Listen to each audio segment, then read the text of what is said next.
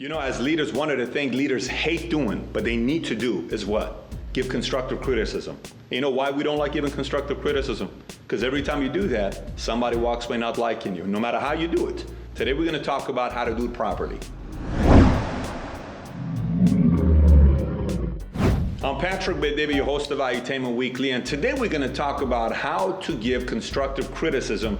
And let me tell you something. If you are somebody that has any plans of doing something big, but you have a struggle about giving feedback, or you struggle with giving people proper direction on how they could improve, you're not really going to develop a lot of strong leaders. By the way, in a very open environment where a team is open to giving each other constructive criticism, that environment typically grows as long as they know how to go about doing it. So you can use this video and share it with your teammates or other people to learn how to give constructive criticism to other people. So let me walk through it with you. It's a simple 8-step process on how to do it. Step number 1 is you schedule a time, you meet with them. When you do, you talk about their gifts.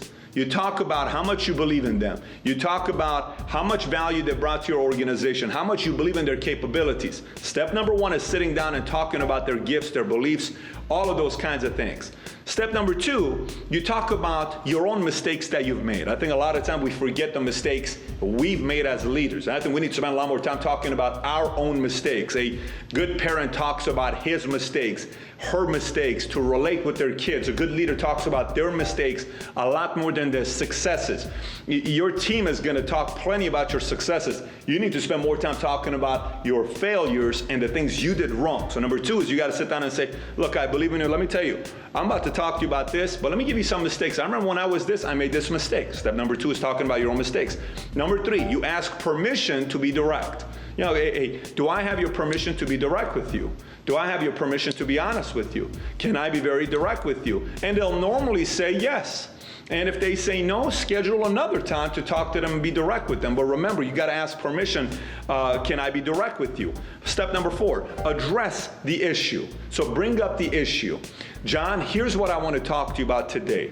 This is what happened, X, Y, Z. Can you tell me why it took place the way it did? And he'll explain it to you.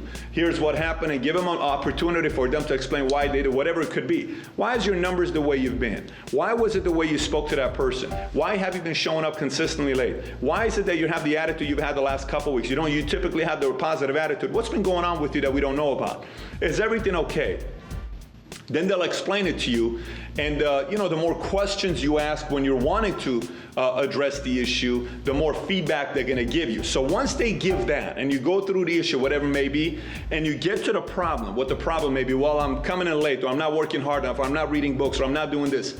Then it's your job as a leader. Step number 5 is to give proper direction to them. You got to give them proper direction. That part's on the leader. You got to give them proper direction. Many times you may say, well, I want you to watch this video and learn from this and give me feedback on what you got from this video. I want you to read this article and tell me what you got out of the article. I want you to read this 40 pages out of this book and tell me what you got out of it. I want you to listen to this recording. I want you to finish this entire book and tell me what you got out of the book. And you give them direction on how they can improve in that. Many times, cases like this, people say, how do you give somebody direction? Well, the more book you read, the more value you bring here, the more value goes out, because I just read this in that book, you need to read this.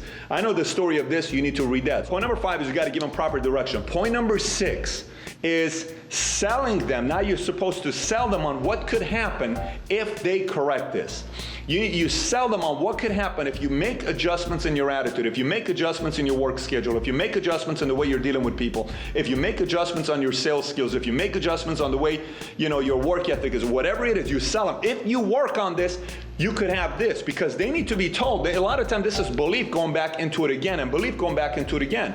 And that goes naturally into step number 7. So you sell them on what could happen, to possibilities. If you work on this, this is what could happen.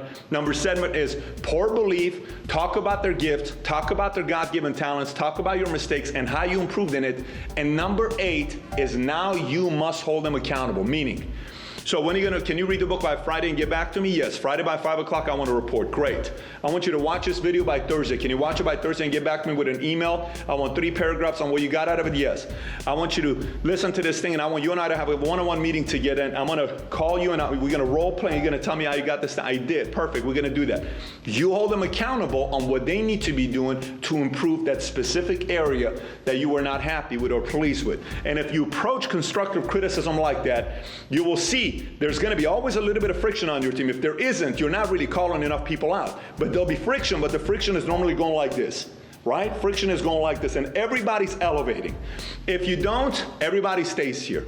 And a leader who is willing to put their ego aside and realize at times some people are not going to fully like you, for you to be willing to have the tough conversations, raises the entire level of leadership, because he's willing to have those conversations with the people, as long as you learn and improve your approach with people and be extremely sensitive for everybody. Because one thing I know is everybody in life is going through things. And when they are going through things, that doesn't mean you don't address issues. That just means your approach has got to be strong. It's my message of the week to you, and please be sure to go on my website, www.patrickbaydavid.com, by clicking on the bottom and subscribe to my weekly newsletter.